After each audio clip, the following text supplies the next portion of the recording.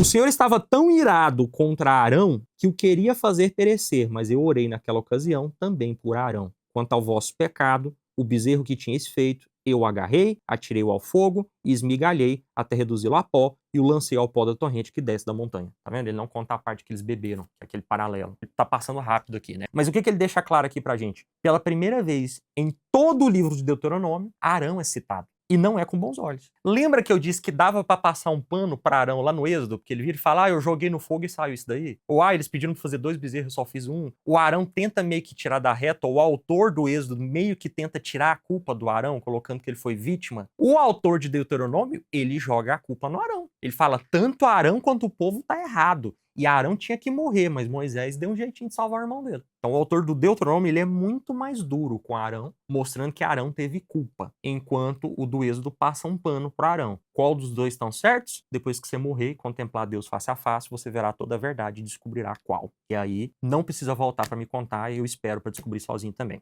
Provocastes também a ira do Senhor em Tabera, em Massa e em Sibrot Ratava. Então, Tabera, depois Tabera foi o episódio das codornizes, em Massa, Meriba, foi quando ele foi o episódio da água, em Sibrot Rataava foi o episódio das serpentes. Então, ele está recontando aqui. E quando o Senhor vos enviou de Cádiz, Barne, dizendo, subi e tomai posse da terra que eu vos dou, fostes rebelde às ordens do Senhor vosso Deus, não confiastes nele e não ouvistes sua voz, desde o dia em que vos conheci, fostes rebelde ao Senhor. Aqui ele está falando do pau que eles tomaram, que eles subiram, batalharam onde não podia e depois tiveram que dar a volta pelo Jordão. Eu me prostrei diante do Senhor e durante aqueles 40 dias e 40 noites fiquei prostrado, porque o Senhor havia dito que vos destruiria. Mais uma vez a noção de 40 dias de purificação, de intercessão e tal. E orei ao Senhor, Senhor Deus, não destrua teu povo, a tua herança, que em tua grandeza resgataste, fazendo sair do Egito com mão forte. Lembra-te de teus servos Abraão, Isaque e Jacó. Não olhes a obstinação deste povo, nem sua maldade,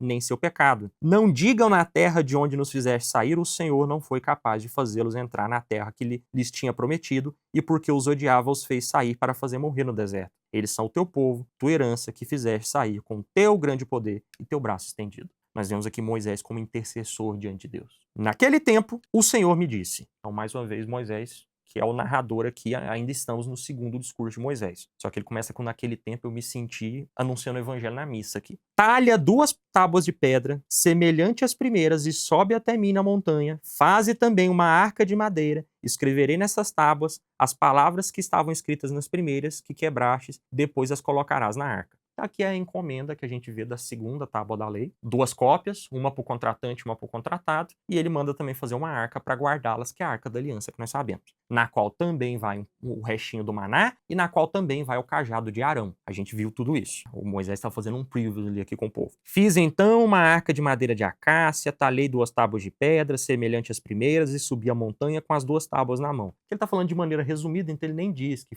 ele encomendou com o pessoal doou, ele passou ouro na arca. Ele foi mais objetivo aqui para chegar ao que interessa. Ele escreveu nas tábuas o que estava escrito nas primeiras, as 10 palavras que o Senhor vos tinha falado na montanha do meio do fogo no dia da Assembleia. As 10 palavras. Decalogos. As 10 palavras, o decálogo, os 10 mandamentos, que Moisés repetiu agora há pouco para o povo. Ele deixa bem claro. Ele escreveu de novo os 10 mandamentos. Depois o Senhor a entregou a mim, e eu, voltando-me, desci da montanha e coloquei as tábuas na arca que eu tinha feito, e ali estão como o Senhor me havia ordenado. Eu acho muito interessante que ele fala no dia da Assembleia. A palavra Assembleia, utilizada aqui na Bíblia hebraica, é... Perdi minha cola. Kahal. Kahal. A palavra kahal. Essa palavra vai começar a ser usada bastante daqui para frente. Kahal. Que para o grego a gente traduz como Assembleia. Que em grego a gente não diz Assembleia. Como é que é Assembleia em grego? Eclésia. Que em latim vira eclésia, vira igreja. Quando os apóstolos começam a usar a noção de igreja, eles estão se baseando nessa noção judaica, nessa noção mosaica de kahal, assembleia. Eu cheguei e mostrei para vocês as tábuas, mostrei a arca, guardei, papum, vamos continuar. Depois os israelitas partiram dos poços de Beit-Jacã para Mosera. O que é Mosera, né? Eles foram para Mosera. Onde é Mosera? Mosera é junto do Monte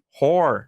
Esse trecho aqui, ele é meio que um parênteses. parênteses, tá? Ele é um parênteses. Esse trecho aqui parece que ele foi inserido depois. Ele meio que ele queria contextualizar ali, ou ele colocou entre parênteses. É só uma nota. Vocês saíram dali e foram para a região de Mosera, onde está o Monte Hor, onde Arão morreu. Só que ele não fala diretamente de Arão, olha ali. Não fala assim, ali morreu Arão e ali foi sepultado. Eleazar, seu filho, se tornou sacerdote em seu lugar. Continuando a história, a gente leu isso também, né? Dali partiram para Gadgad e de Gadgad para Getebata, região de torrentes de água. Naquele tempo, o Senhor destacou a tribo de Levi para transportar a arca da aliança do Senhor e para estar diante do Senhor, para servir e para abençoar em seu nome até o dia de hoje. Por isso, Levi não tem parte nem herança com seus irmãos, porque o próprio Senhor é sua herança, como o Senhor teu Deus lhe havia dito. Aqui Moisés não explica por que Deus escolheu os levitas, em substituição dos primogênitos, e porque os levitas foram zelosos ao exterminarem quem participou da orgia do bezerro de ouro. Aqui ele só joga, ó, os levitas não têm herança porque os levitas são escolhidos de Deus aqui. Então, bora continuar. E agora, Israel, que pede-te o Senhor teu Deus? Então, depois de toda essa contextualização que eu fiz aqui, o que Deus quer de vocês? E ele responde, isto, que temas o Senhor teu Deus, que ande em todos os seus caminhos, e que ames e sirva o Senhor teu Deus, de todo o teu coração e de toda a tua alma, guardando os mandamentos e os preceitos do Senhor. Tá vendo que ele diferencia os mandamentos, os 10 mandamentos, e os preceitos, que a gente vai ver no capítulo 12 em diante aqui. Guarda isso daí, que hoje eu te ordeno para o teu bem. Sim, ao Senhor teu Deus pertencem os céus dos céus, a terra e tudo que nela há. Eu acho muito legal porque no hebraico você não tem superlativo. A nossa língua portuguesa é uma língua muito rica, porque ela vem do latim. E no latim você tem o superlativo. O superlativo, ele aumenta a coisa. Então você tem interessante, interessantíssimo. É mais do que interessante. A gente pegou isso do latim. Bonum, boníssimo. A gente pega isso do latim.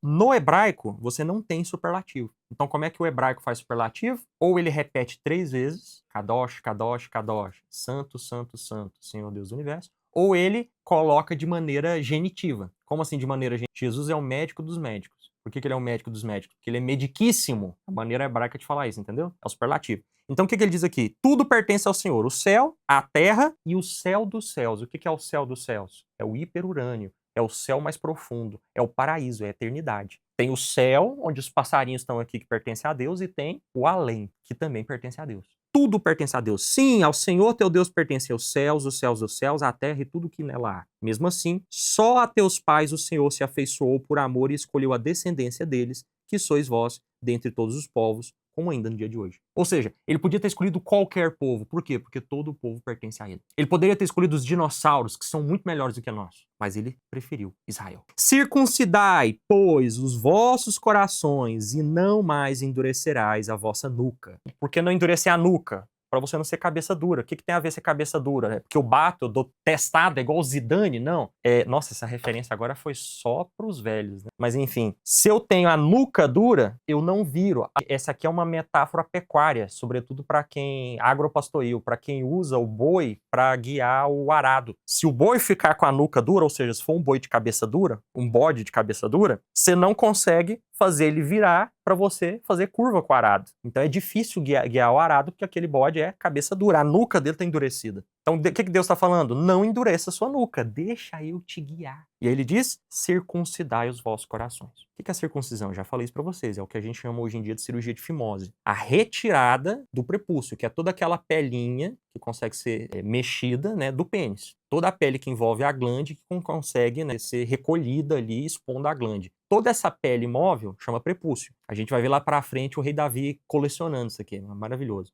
Então ele corta isso para indicar pertença a Deus, de que ele pertence a Deus e a fertilidade, ou seja, os que vêm dele pertencem a Deus. E também era uma prática de... Estava relacionado com a questão religiosa, mas também era uma prática de higiene. Porque como antigamente o pessoal era meio porquinho, o prepúcio acabava colando na glande e aí tinha que fazer cirurgia de fimose, mas na época não tinha. Então eles faziam de maneira religiosa. Então qual que é a ordem de Deus para Abraão? O sinal da promessa de Deus para Abraão? Que eu vou te dar essas 3 coisas aqui. Você vai se circuncidar e circuncidar os seus filhos. E aí Abraão circuncida ele e Ismael. Depois o Isaac nasce e ele circuncida o Isaac com 8 dias de vida. Só que o que Jesus está falando... O que Moisés está falando aqui? Que Deus quer que a gente circunda o coração. Então, circuncidai, pois, os vossos corações. Ou seja, não adianta você ir lá tirar o prepúcio e não fazer uma conversão espiritual, mas só ritual. E eu quero que você se entregue a mim espiritualmente também, não só ritualisticamente. Eu quero que você se entregue todo para mim e deixe eu moldar você, deixe eu conduzir você. Eu quero que você se abandone em mim. Pois o Senhor vosso Deus é o Deus dos deuses, o Senhor dos senhores, superlativo judaico, a gente viu, o Deus grande, forte e terrível, que não faz acepção de pessoas nem aceita suborno, mas que faz justiça ao órfão e à viúva, ama o migrante e lhe dá alimento e roupa. Mais uma vez a gente vê o tema da viúva, do órfão e do migrante, que parecem ser ali o proletariado defendido por Deus, né? As minorias defendidas por Deus. Deus ama o órfão, a viúva e o migrante e cuida deles. Provavelmente alguém levantou a mão lá para Moisés e falou, mas isso aí é coisa de marxista, né? Os marxistas não inventaram o cuidado para com os menores. Nós, da cultura judaico-cristã, já fazíamos isso bem antes. A diferença é que a gente não instiga o ódio das minorias para com as maiorias. Então, Deus ama a viúva, o órfão e o migrante.